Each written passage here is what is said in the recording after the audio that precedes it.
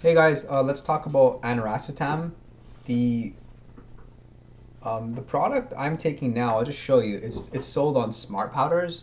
It's just like it's in this little bag over here. So I take the powdered form because it doesn't taste bad. It doesn't taste like the other racetams.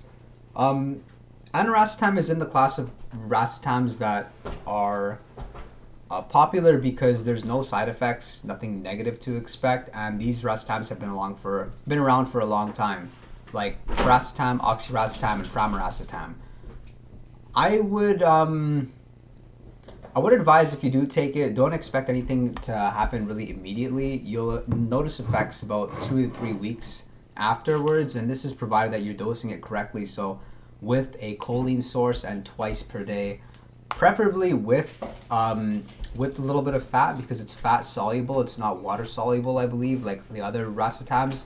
But the most effective thing about aniracetam over the other racetams is really to help with like social anxiety. The first few times I cycled it, aniracetam, I noticed absolutely nothing, and then it just so happened that on one of my cycles, I came off, and a couple of weeks later, I just found that socially I wasn't as sharp. I was a little bit more in my head. For example, when if you're in sales, or I mean, even if you're a student, you're having a conversation, it's very easy for your mind to just drift. Think about the past, have anxiety about the future, not really be there. So it'll not only help that way, but as well with concentration. Again, specifically in a social setting, if you were to ask if this is a advised nootropic for, let's say, studying, I would say no. You'd be better off with like something like pramiracetam.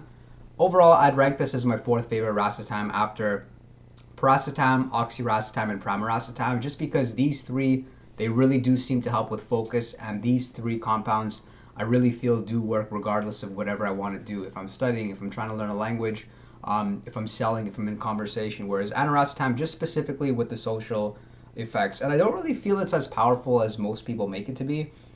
Um, I mean, in terms of focus and concentration, which is the number one reason why I think people take the racetams, it's not anywhere as powerful as, I'd say, oxiracetam or pramiracetam, although you'll notice that they really do work synergistically. There's like a magic with the racetams that when you do stack them all together, you just collectively feel sharper. I mean, your cognitive abilities like your memory, your word recall, your ability to solve complex problems, and your willingness to want to solve complex problems. If you don't have the motivation to do it to begin with, then it doesn't really matter, right? But in any case, again, there's this stuff's very, very affordable. It tastes okay.